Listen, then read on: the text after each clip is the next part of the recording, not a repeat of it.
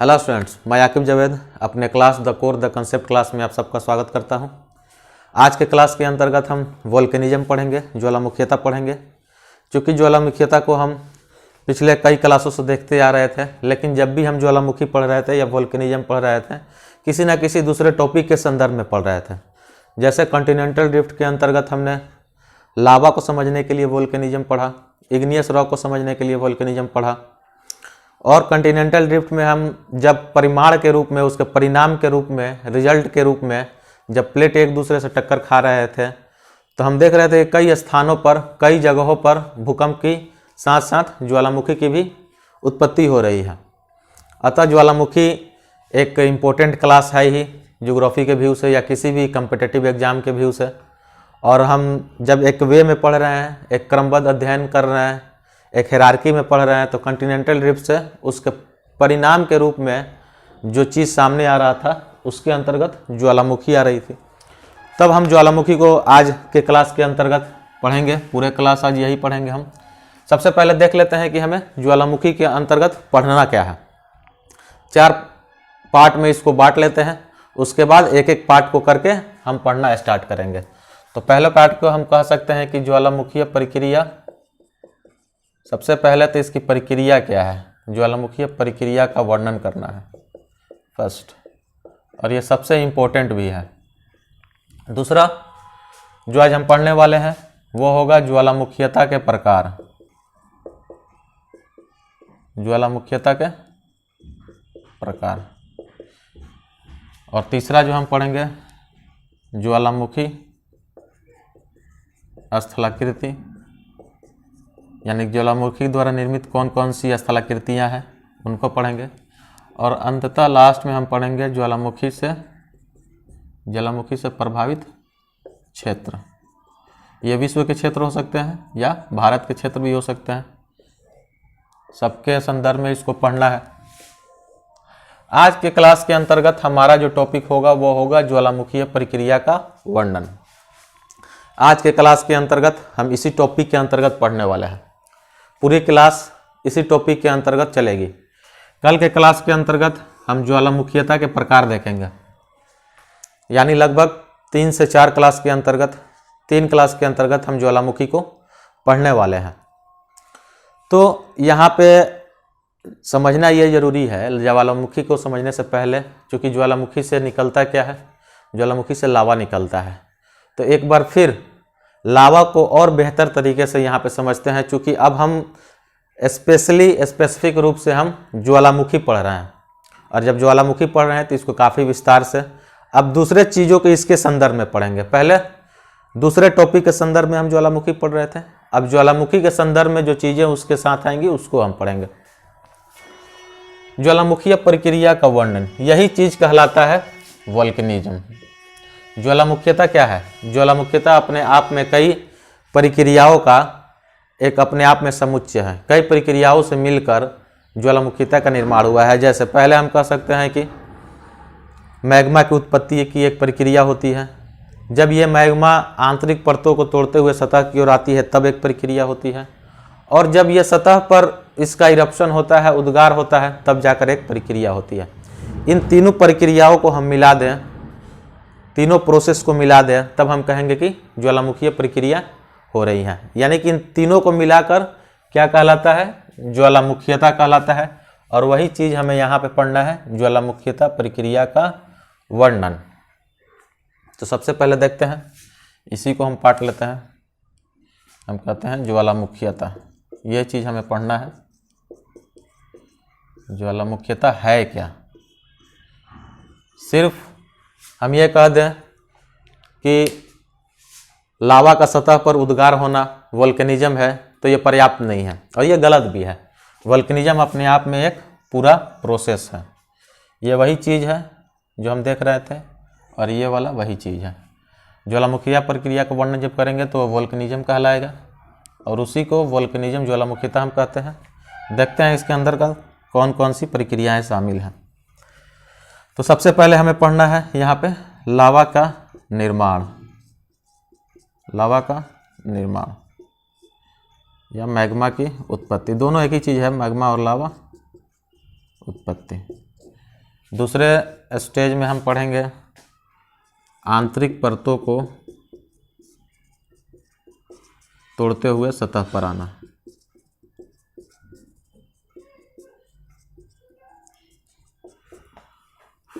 और अंततः हम देखेंगे इसका उद्गार हो रहा है।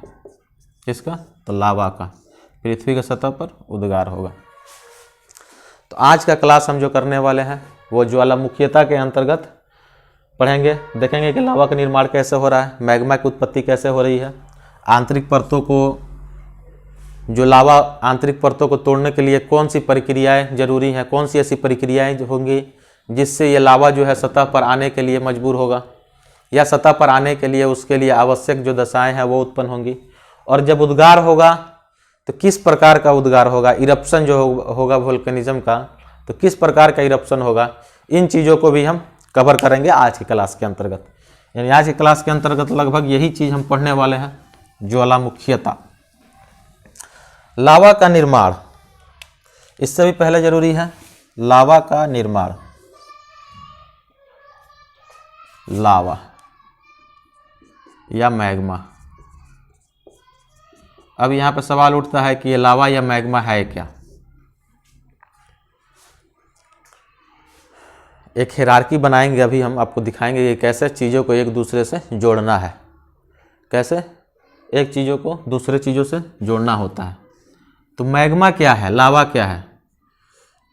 तो मैग्मा एक गर्म गलित पदार्थ है, गर्म गलित पदार्थ है।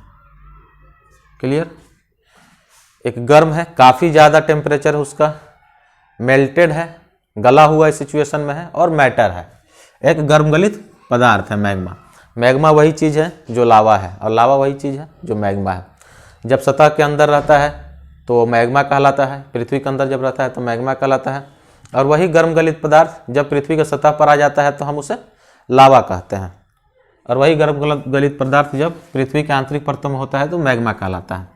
तो मैग्मा जो है एक गर्म गलित पदार्थ है जो किससे बना होता है, जो पदार्थ के तीनों अवस्थाओं से मिलकर बना होता है। ठोस से भी बना होता है,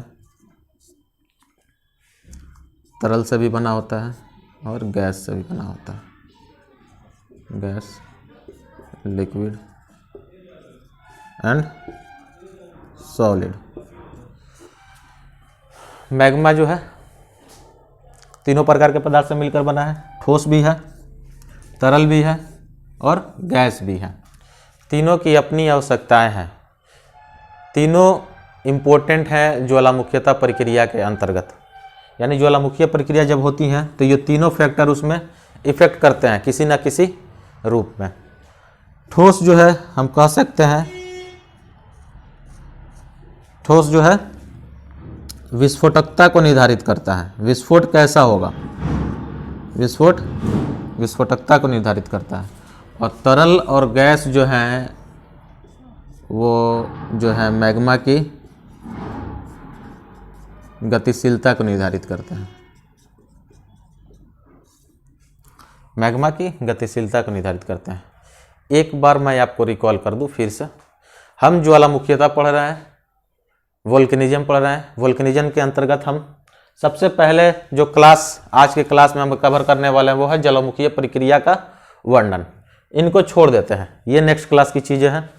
ज्वालामुखीयता प्रक्रिया का वर्णन कहने का मतलब ये है कि ज्वालामुखीयता जब होता है, सिर्फ जब ज्वालामुखी सतह पर आता है, विस्फोट होता है, वो ज्वालामुखीयता नहीं कहलाता है। लावा बनने से लेकर सतह पर आने तक जो भी प्रक्रियाएं इसके अंतर्गत शामिल होती हैं वो सब ज्वालामुखीयता के अंतर्गत आती हैं, वोल्केनिज्म के प्रोसेस के अंतर्गत आती हैं। यानी वोल्केनिज्म अपने आप में प्रोसेस है, प्रक्रिया है, जो कई प्रकार के प्रक्रियाओं से मिलकर बना है। उसमें सबसे पहला प्रक्रिया जो है लावा का निर्माण, लावा की उत्पत्ति। लावा का निर्माण किस तरह से होता है, हम ये चीज़ यहाँ पे पढ़ रहे हैं कि लावा का निर्माण कैसे हो रहा है। अब जब लावा का निर्माण हो रहा है तो सबसे पहले हम ये समझ लें कि लावा है क्या। यहाँ कह सकते हैं कि क्या है लावा, क्या है मैग्मा, क्या है। तो जवाब है कि मैग्मा एक गर्म गलित पदार्थ है और वो ठोस, द्रव्य और गैस से मिलकर बना होता है। यहाँ तक चीज़ें क्लियर हो जानी चाहिए कि मैग्मा जो है एक गर्म गलित पदार्थ है जो ठोस, तरल और गैस से मिलकर बना होता है। ये जो सॉलिड पार्ट होता है ये डिसाइड करता है कि जब वोल्केनिज्म होगा, जब ज्वालामुखीता होगी, जब लावा सतह पर आएंगे, तब किस प्रकार का विस्फोट होगा, किस प्रकार का विस्फोटक होगा।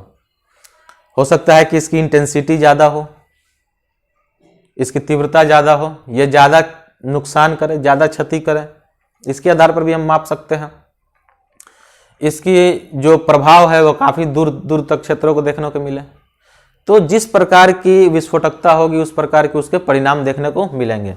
और ये तय करता है ठोस, तरल गैसीय पदार्थ, तरल और गैस, ये दोनों करते क्या है, मैग्मा की जो गतिशीलता है, जो उसके मूवमेंट है, उसको डिसाइड करते हैं। कैसे डिसाइड करते हैं इसको हम अभी देखते हैं। उससे पहले हम कुछ दूसरा चीज़ देखें कि लावा का निर्माण होने के लिए कौन कौन सी आवश्यक दशाएं हैं। यानी कि लावा अगर निर्माण होता है यूं ही हो जाता है या उसके लिए कुछ दशाएं ऐसी हैं, आवश्यक दशाएं हैं, उनके होने के बाद ही लावा का निर्माण होता है। तो एक चीज़ अभी हम यहाँ से गतिशीलता कैसे निर्धारित होती है उसको देखते हैं। उससे पहले हम देखते हैं कि लावा का निर्माण के लिए कौन कौन सी चीज़ें ज़्यादा जिम्मेदार हैं। तो सबसे पहला तो ये होना चाहिए कि टेम्परेचर ज़्यादा होना चाहिए, अत्यधिक टेम्परेचर होना चाहिए। और दूसरा, प्रेशर में कमी आनी चाहिए। दो चीज़ सबसे इम्पोर्टेंट है लावा के निर्माण के लिए। लावा निर्माण के लिए दो चीज़ सबसे इम्पोर्टेंट है। सबसे पहला तो टेम्परेचर ज़्यादा हो और दूसरा जो है प्रेशर कम हो। और तीसरा जो है जल की मात्रा, ये नया चीज़ मिला होगा आपको, जल की मात्रा अत्यधिक हो, या यहीं पे हम लिख सकते हैं तो जल की मात्रा ज़्यादा हो। लावा का निर्माण कहाँ होता है? लावा का निर्माण पृथ्वी के आंतरिक परतों में होता है, पृथ्वी के भूगर्भ में होता है। हमें पता है, हम सब जानते हैं, आप भी जानते हैं, पृथ्वी के अंदर की परतों में जाने पर टेम्परेचर इंक्रीज करता है लगातार। जितनी अंदर जाए उतने अंदर टेम्परेचर जो है लगातार इंक्रीज करेगा। लेकिन जब हम प्रेशर और टेम्परेचर बेस स्टडी कर रहे थे और आप देख रहे थे कि पृथ्वी के आंतरिक परतों में जाने पर जितनी गहराई में जाए टेम्परेचर उतना इंक्रीज करता है, किंतु अगर गहराई में जाए तो कभी कभी टेम्परेचर का जो रेशियो है इतना अधिक हो जाता है कि कोई भी पदार्थ ठोस अवस्था में नहीं रहे। टेम्परेचर इतना ज़्यादा हो जाता है पृथ्वी के अंदर जाने पर कि कोई पदार्थ ठोस अवस्था में नहीं। उसके बावजूद हम देख रहे हैं कि पदार्थ जो है सॉलिड स्टेट में बने हुए हैं। इसका यही कारण था कि उस पर दबाव अधिक है। जब किसी पदार्थ पर दबाव ज़्यादा होता है तो उसके मेल्टिंग को, गलनांक को बढ़ाया जा सकता है। यानी ठोस पर प्रेशर ज़्यादा लग रहा है। किससे प्रेशर लग रहा है? पृथ्वी के ऊपरी सतहों द्वारा आंतरिक परतों पर प्रेशर लगने के कारण जो है टेम्परेचर अधिक होने के बावजूद भी उसका गलनांक नहीं हो रहा है, वो गल नहीं रहा है। तब देखते हैं कि जब ये प्रेशर कम होगा, टेम्परेचर तो है ही, अब जब ये प्रेशर कम होगा तो उसका गलनांक कम होगा। पृथ्वी के सतह से यदि प्रेशर कम होगा तो गलनांक कम होगा। तो सिर्फ यहाँ पे इतना समझना है कि लावा निर्माण के लिए सबसे आवश्यक दशा ये है कि प्रेशर में कमी आए। और दूसरा जो है जल की मात्रा, जल की मात्रा रहेगा तभी तो तरल अवस्था में एक उसका गतिशीलता पैदा होगी, लिक्विडिटी आएगी, उसके अंतर्गत तरलता आएगी। जल की मात्रा का होना, अत्यधिक मात्रा का होना भी जरूरी है, यानी जल भी जरूरी है लावा के निर्माण के लिए। अब देखते हैं ठोस पदार्थ जो है विस्फोटकता को निर्धारित करते हैं, तरल और गैस जो है उसकी गतिशीलता को निर्धारित करते हैं। हम यहाँ पर देख रहे हैं जल की मात्रा है, और जल की जितनी मात्रा होगी, जल की मात्रा यदि अधिक है तो हम कहेंगे कि गैस की मात्रा भी अधिक होगी। और यही गैस जो है मैग्मा को ट्रांसपोर्ट करके पृथ्वी की सतह तक लाता है। मैग्मा में यदि गतिशीलता ना हो, गतिशीलता पैदा करता है, उसमें मूवमेंट पैदा करता है, उसकी मोबिलिटी को तय करता है, उसके गति को तय करता है। और यही गैस जब मैग्मा को लेकर ऊपर की तरफ बढ़ता है तब ज्वालामुखीय प्रक्रिया होती है। यदि हम ये कहें कि जल की मात्रा कम है तो गैस की मात्रा भी कम होगी, और जब गैस की मात्रा कम होगी तो ये काफ़ी कम संभावना है कि लावा जो है पृथ्वी की सतह तक आएगा। पृथ्वी की सतह तक लावा को आने के लिए लावा में गतिशीलता होना जरूरी है, उसकी मोबिलिटी का होना जरूरी है, उसमें गति का होना जरूरी है, और ये गति पैदा करता है उसमें गैस।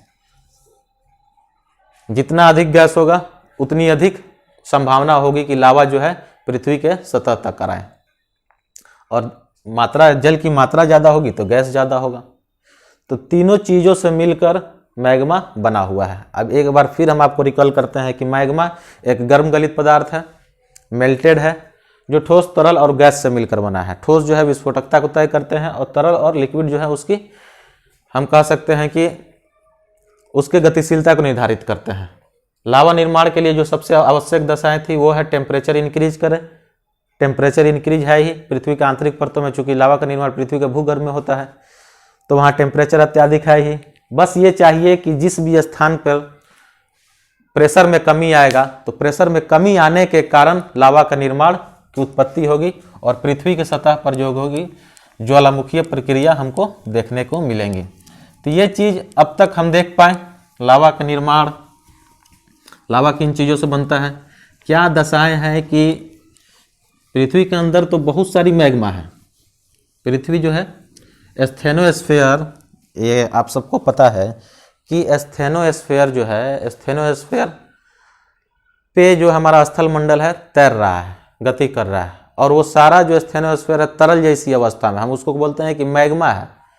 मैग्मा तो काफ़ी ज़्यादा है, पृथ्वी के अंदर मैग्मा की कमी नहीं है, टेम्परेचर की कमी नहीं है।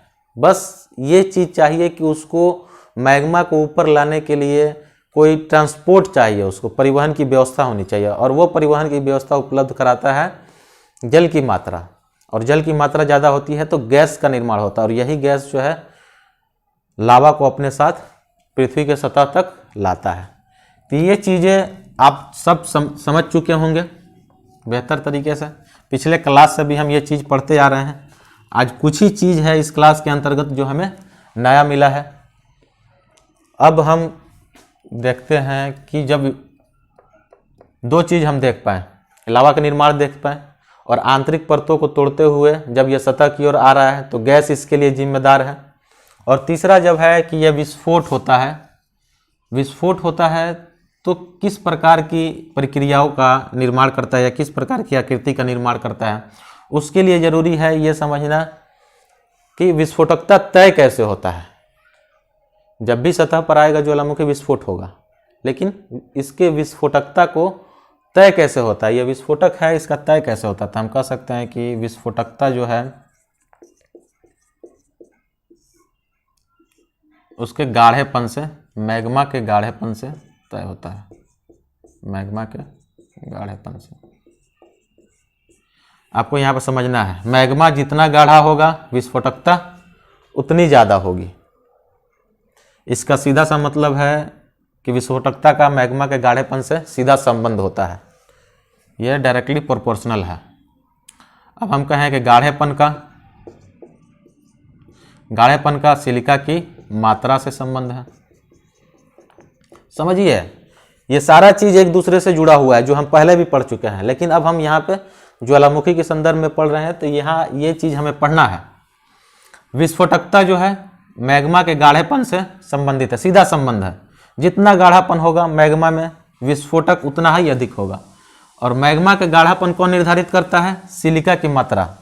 सिलिका की मात्रा जितनी अधिक होगी विस्फोटक गाढ़ापन उतना ही अधिक होगा। हम कहें कि सिलिका की मात्रा कौन तय करता है, तो उसकी अम्लीयता। अम्लीयता जितनी अधिक होगी इसका मतलब है कि विस्फोट उतना ही ज़्यादा होगा, सिलिका की मात्रा उतना ही ज़्यादा हो गया। फिर वही चीज़ ये आ गया कि अम्लीयता यह तय करता है कि विस्फोटकता कितनी होगी। यदि विस्फोट हो रहा है तो सीधा सा मतलब है कि जो लावा है वो एसिडिक है। विस्फोटकता ज़्यादा है, अगर विस्फोटकता ज़्यादा है तो ये एसिडिक होगा। ये सब चीज़ें आपको पढ़ाया जा चुका है, बस इसको यहाँ पे मैं एक क्रम में लाकर आपको दिखा रहा हूँ। ज्वालामुखी पढ़ाने के संदर्भ में यहाँ पे क्रम में लाकर आपको ये सारी चीज़ें बता रहा हूँ। अम्लीयता ज़्यादा है तो ये एसिडिक कहलाएगा। कौन? लावा। ये सारे किसके बारे में बात हो रहे हैं? तो लावा के बारे में बात हो रहा है। लावा की विस्फोटकता, मैग्मा के गाढ़ेपन, गाढ़ापन, सिलिका की मात्रा। सिलिका की मात्रा किस में? मैग्मा में सिलिका की मात्रा, मैग्मा में अम्लीयता, मैग्मा में सिलिका की मात्रा। तो यहाँ पे सारा जो संदर्भ है वो मैग्मा के बारे में पढ़ रहे हैं। अगर ये चीज़ें आपको समझ में नहीं आ रही हैं कि अम्लीयता है, एसिडिक है, तो इसका क्या मतलब हुआ? तो जितना एसिडिक होगा विस्फोटक उतना ही घातक होगा, उतना ही ज़्यादा तीव्र होगा। तो ये चीज़ें आप पहले भी समझ चुके हैं और आज के क्लास के अंतर्गत भी हम इसको समझने की कोशिश कर रहे हैं। अब हम जब ज्वालामुखीय प्रक्रिया हो रहा है इस चीज़ को हम समझ गए। तीसरा चीज़ था ये कि लावा जब सतह पर उद्गार होता है, उद्गार के प्रकार, उद्गार होता है तो किस प्रकार से इसका उद्गार होता है? हम कहें कि उद्गार हो रहा है, लावा का इरप्शन हो गया सतह पर, लावा जो है अंदर से बाहर आ चुके हैं। किस प्रकार का इरप्शन होगा?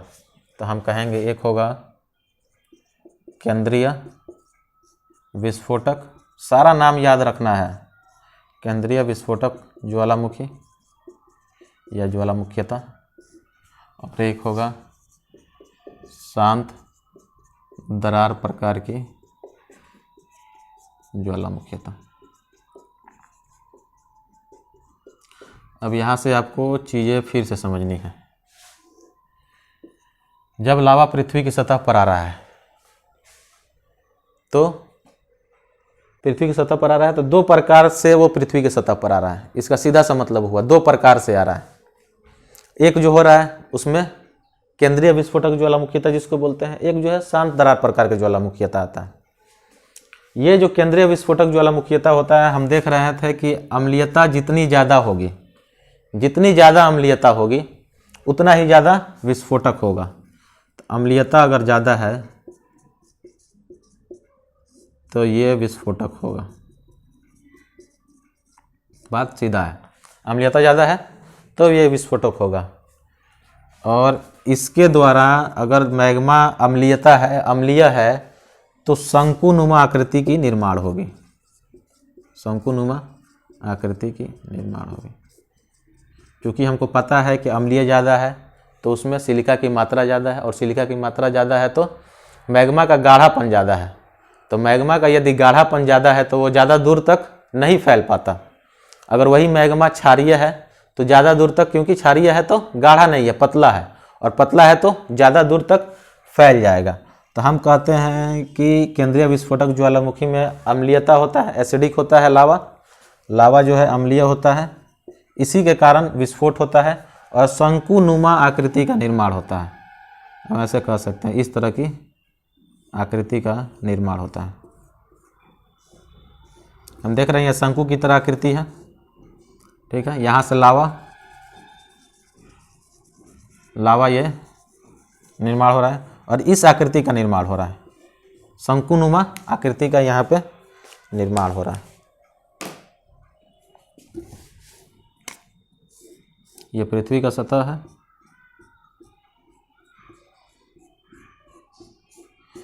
इस प्रकार कैसे निर्माण हो? शंकु का निर्माण क्यों हो रहा है?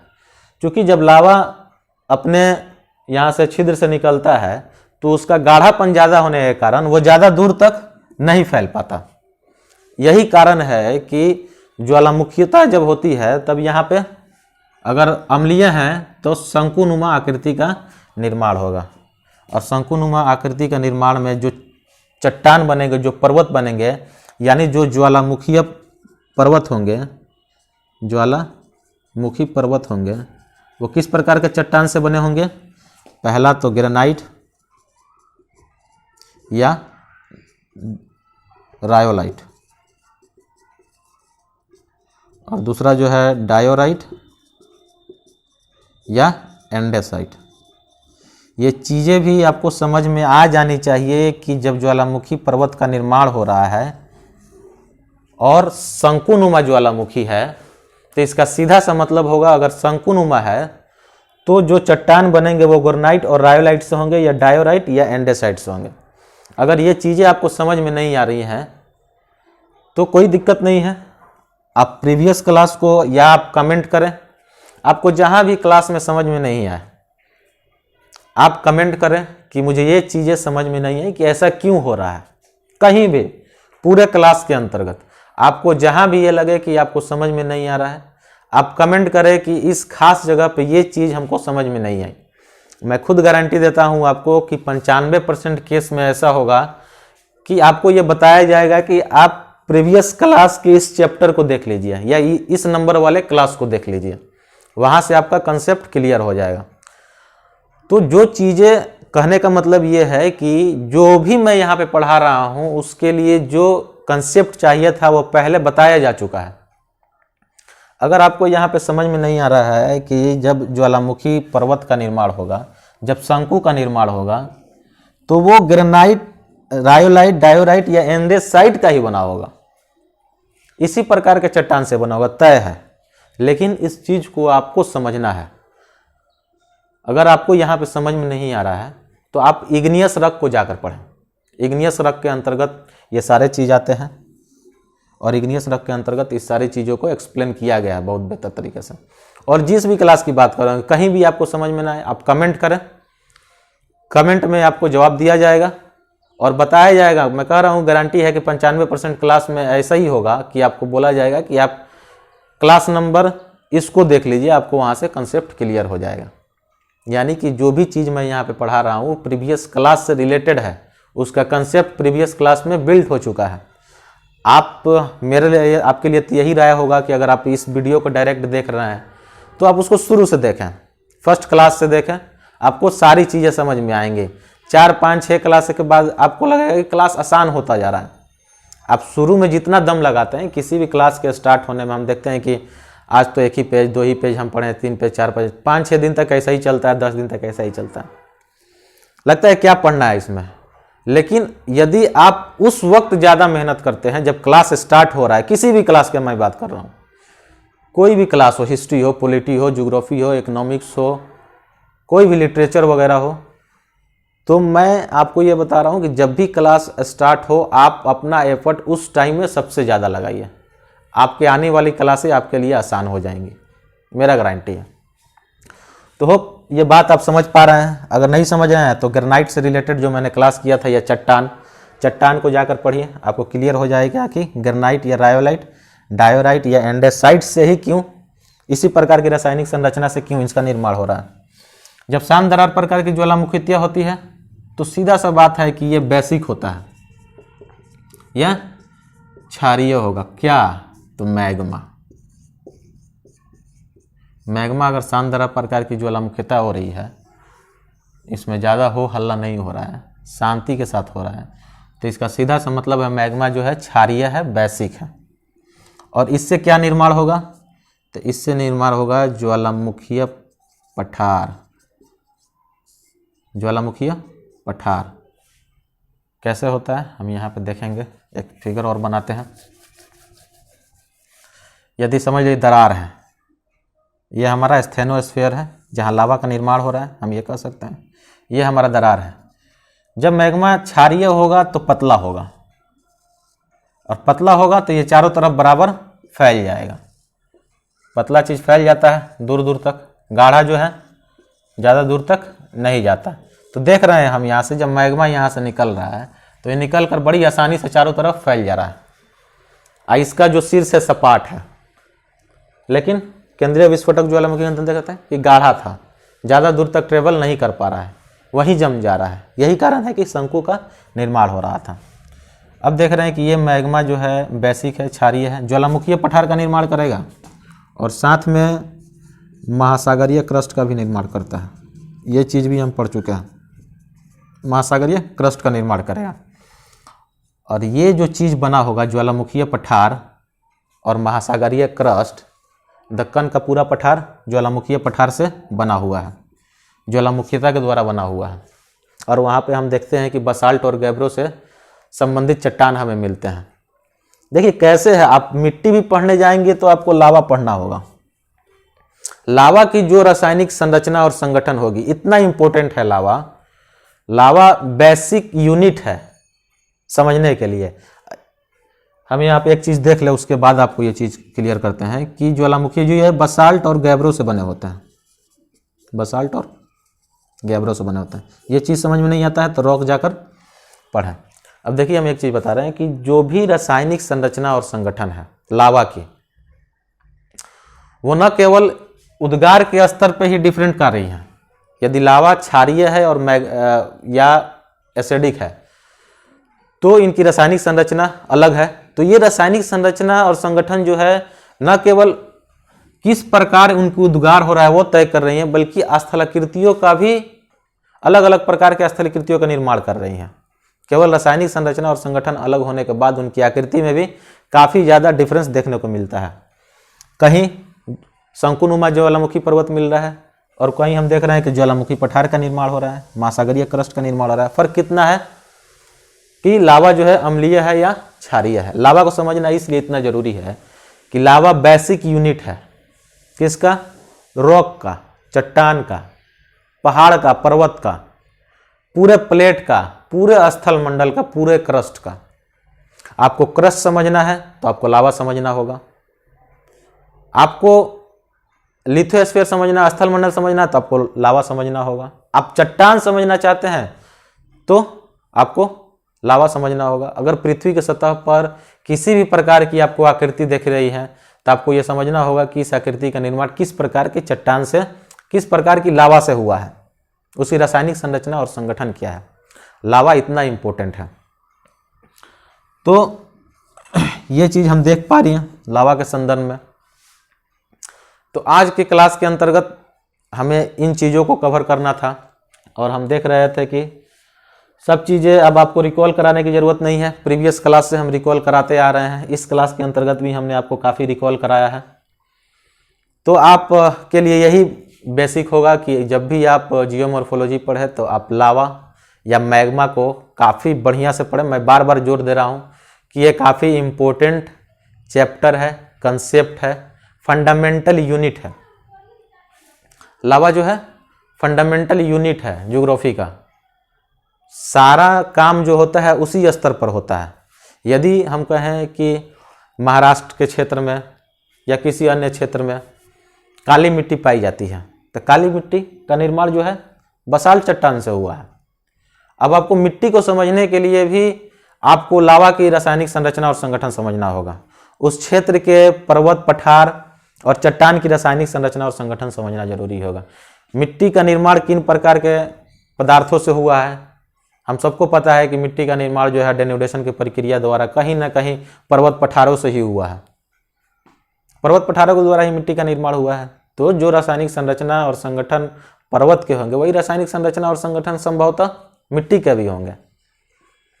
तो सबको देखकर ये लगता है कि ये क्लास जो है इसके अंतर्गत लावा का जो चैप्टर हम लोग कवर कर रहे थे काफ़ी इंपॉर्टेंट क्लास है। आप इसको बड़ी ध्यान से पढ़ें, ध्यानपूर्वक पढ़ें और कंसेप्ट बिल्ड करें। तो आपसे मिलते हैं नेक्स्ट क्लास के अंतर्गत और नेक्स्ट क्लास में हम पढ़ेंगे ज्वालामुखीता के प्रकार। वहाँ पे हम ज्वालामुखीता का प्रकार पढ़ने वाले हैं। तो फिर आपसे मिलते हैं नेक्स्ट क्लास के अंतर्गत। Thank you.